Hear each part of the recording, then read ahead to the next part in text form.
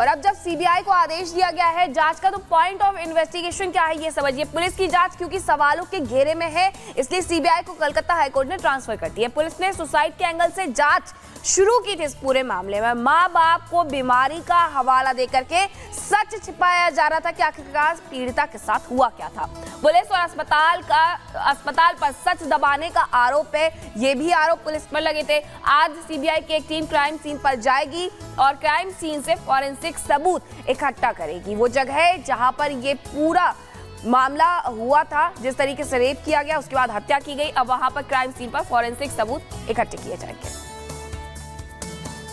चलिए आगे बढ़ते हैं और अब बात कर लेते हैं जस मोईद और तस नवाब। दरअसल देखिए, मोईद के पाप का जो घड़ा है वो अभी भरा ही था और इस तरीके कैसे बवाल हुआ था ये भी हमने आपको दिखाया था। लेकिन साथ ही साथ अब एक और सपा के नेता हैं यानी कि नवाब सिंह, जिन पर पाप का बोझ लद गया है। सामने उपचुनाव है और ऐसे में जो हालात हैं वो कल तक जिस तरीके से सपा नेता यानी कि नवाब सिंह को जो नेता ये निर्दोष बताने में लगे हुए थे, अब रातों रात वही जो नेता हैं गायब से हो गए हैं। लेकिन वो शायद ये भूल गए हैं कि जनता की याददाश्त बहुत तेज है। जी हाँ, कैसे मेडिकल रिपोर्ट में रेप की पुष्टि होने के पहले तक सपा के जो नेता हैं नवाब सिंह के पक्ष में दलील दिए जा रहे थे, अब आपको वो भी सुनवाते हैं रिपोर्ट के साथ।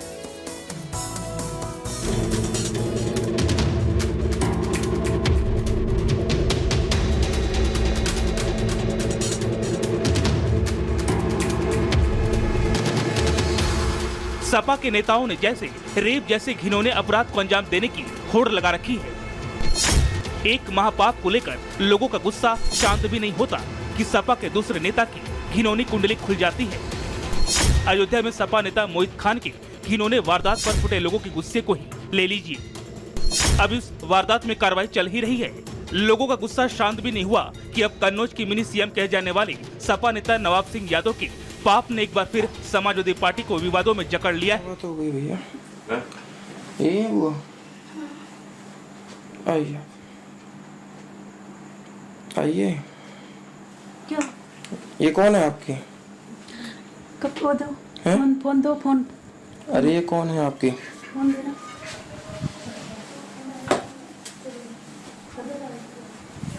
क्या बात? आज ये साफ हो गया कि सपा नेता नवाब सिंह यादव ने न सिर्फ नाबालिग लड़की के साथ दुष्कर्म किया, बल्कि उसने पीड़िता को मुंह बंद रखने के लिए भी दबाव बनाया और उसे धमकी दी। घटनास्थल का निरीक्षण फॉरेंसिक टीम द्वारा किया गया है, उसमें जो भी विधिक कार्रवाई है वो पूर्ण करेंगे। ये विवेचना का पार्ट है। पीड़िता का मेडिकल एग्जामिनेशन कराया गया, साथ ही न्यायालय में उसका बयान कराया गया, जिसमें उसने दुष्कर्म की बात कही है। इसमें विवेचना में दुष्कर्म की धाराएं बढ़ाई जाएगी। हैरानी देखिए, अभी एक रोज पहले तक आरोपी इस मामले में पीड़िता को ही कटघरे में खड़ा करने की कोशिश कर रहा था। वो सच्चाई जानते हुए भी धूर्त की तरह सारे आरोपों की जवाबदेही अपने सियासी दुश्मनों पर लगा रहा था। लेकिन आज जैसे ही पीड़िता के मेडिकल रिपोर्ट में रेप की पुष्टि हुई और पीड़िता ने इसके महापाप की सारी सच्चाई कन्नौज के जिला सत्र न्यायालय में मजिस्ट्रेट के सामने उगली, उसकी जुबान पर ताला लग गया। साथ ही कल तक इसके गुनाहों को दलीलों से छिपाने वाले समाजवादी भी हवा हो गए। लेकिन ये तो शुरुआत है। अब पुलिस पीड़िता को उस बुआ की भी तलाश है जो नवाब सिंह के चेहरे से सच्चाई सामने आने के बाद से ही गायब हो गई है। पुलिस का कहना है कि अब पुलिस उसकी जुबान से भी सच्चाई उगलवा कर रहेगी। ये कौन है आपकी? कब वो दो फोन दो फोन।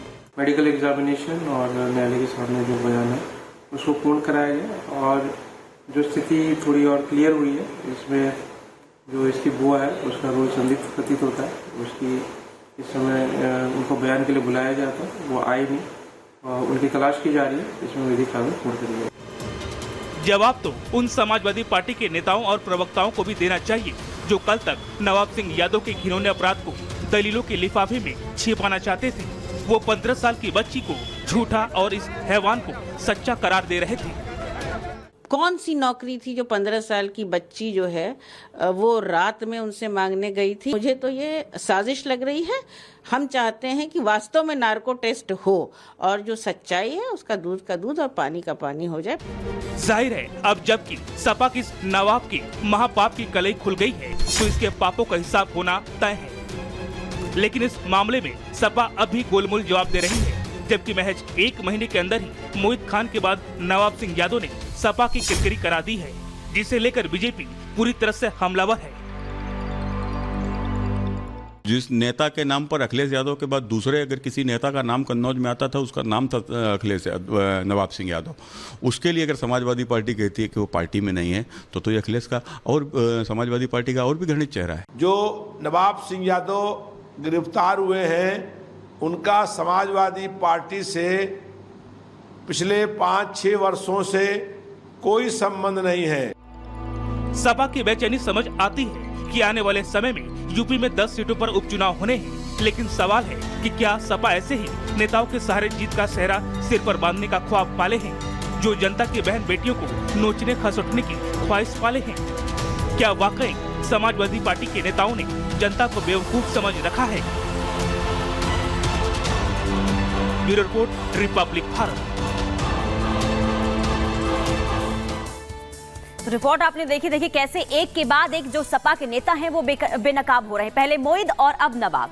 देखिए, मोईद के बाद नवाब की मुश्किलें जो है वो बेहिसाब हो चुकी है। दरअसल सपा नेताओं की मुश्किलें अब लगातार बढ़ती हुई नजर आ रही है। जनता को जवाब देना मुश्किल हो गया है, क्योंकि बार बार निर्दोष जो है ठहराया जा रहा था नवाब को, लेकिन अब रेप की पुष्टि हुई है। मोईद के बाद नवाब बेनकाब हो चुका है, क्योंकि बार बार देखिए सपा नेताओं की तरफ से ये कहा जा रहा था कि मोईद जो है बेकसूर है, तो दूसरी तरफ नवाब को लेकर भी बयान सामने आए थे। नवाब पर पॉस्को कोर्ट में अब केस दर्ज कर लिया गया है, गिरफ्तारी भी हो चुकी है। नवाब के खिलाफ रेप की धाराएं जोड़ी गई है और इसी के तहत जो है अब मामला भी चलेगा। तो किस तरीके से लगातार देखिए एक के बाद एक खुलासे नवाब को लेकर भी हो रहे हैं। आज से इस मामले में सुनवाई जो है शुरू हो जाएगी। रेप पीड़िता की उम्र महज 15 साल थी और ये कहा गया था कि नौकरी देने के बहाने जो है वो बुलाया गया था। मेडिकल रिपोर्ट में रेप की पुष्टि भी हो गई है और यही वजह है कि नवाब की मुश्किलें जो है वो बढ़ गई है। मजिस्ट्रेट के सामने बयान भी दर्ज कर लिए गए हैं और इसी बयानों के आधार पर आगे की जांच जो है वो की जाएगी।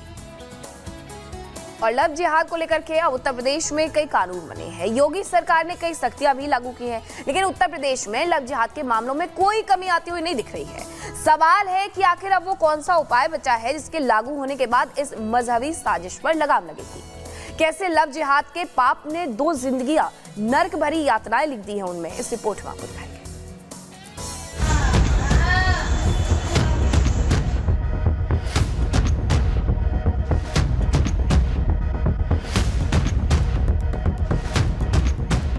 यूपी के सीएम योगी आदित्यनाथ ने लव जिहाद गैंग को कई बार सीधा और स्पष्ट संदेश दिया, उन पर कानून का कोड़ा भी चलाया, लेकिन प्रदेश में लव जिहाद गैंग की हरकतों पर लगाम लगता नहीं दिख रहा है। इसी कड़ी में एक बार फिर यूपी के 2 हिस्सों से लव जिहाद का ऐसा मामला सामने आया जिसने पूरे देश के लोगों को एक बार फिर इस खतरे को लेकर चिंता में डाल दिया है। पहले इस पीड़िता का दर्द सुनिए, जिसे सलमान नाम के एक शख्स ने पहले तो अपने प्यार के जाल में फंसाया, फिर अपने नापाक मंसूबों को अंजाम देने के बाद उसे उस मुकाम पर लाकर छोड़ा जहां आज इसका जिंदा बच जाना ही बड़ी बात है। चौराहा तक मुझे ले गया था जबरदस्ती। कौन लोग थे वो लोग? वो उसका सलमान भाई नाम है, हमारे घर के सामने रहता था, मुझे ब्लैकमेल करता था, रोज बोलता था मैं मर जाऊंगा तो मैं तेरा ही नाम लगाऊंगा। किसने ब्लैकमेल करता था? ऐसे ही बोलता था, मैंने तेरी रिकॉर्डिंग की है, ऐसा वीडियो बनाया वैसा वीडियो बनाया। क्या गलत काम किया तुम्हारे साथ? हाँ, एक ने किया। जी हाँ, बांदा से सामने आई इस फरेब की कहानी में पहले आरोपी सलमान ने पीड़िता के साथ दोस्ती की, फिर बाद में सलमान इस साजिशों के जाल से ऐसा उलझाया कि आरोपी ने अपने परिवार के साथ मिलकर इसे ब्लैकमेल भी किया और अपने दोस्तों के साथ मिलकर दुष्कर्म भी किया। और जब उनका दिल भर गया तो इससे पीछा छुड़ाने के लिए अपने दोस्त के साथ मिलकर लड़की को फ्लाईओवर के नीचे फेंक दिया। वो तो पीड़िता की किस्मत अच्छी थी कि ये बच गई, लेकिन दरिंदे ने ऐसा जख्म दिया कि शरीर के घाव भले ही अस्पताल में भर जाएं, लेकिन वो अब शायद ही इस घिनौनी वारदात की बुरी यादों से पीछा छुड़ा पाएगी। हालांकि मामला सामने आने के बाद जब हिंदू संगठनों ने विरोध जताया तो पुलिस ने आरोपी सलमान और उनके दोस्त को अरेस्ट कर लिया। लेकिन ये इकलौता मामला नहीं है। लखनऊ में तो लव जिहादी गैंग के एक आरोपी ने हिंदू लड़की के साथ ऐसी करतूत को अंजाम दिया कि वो इस सदमे से उबर ही नहीं पा रही है।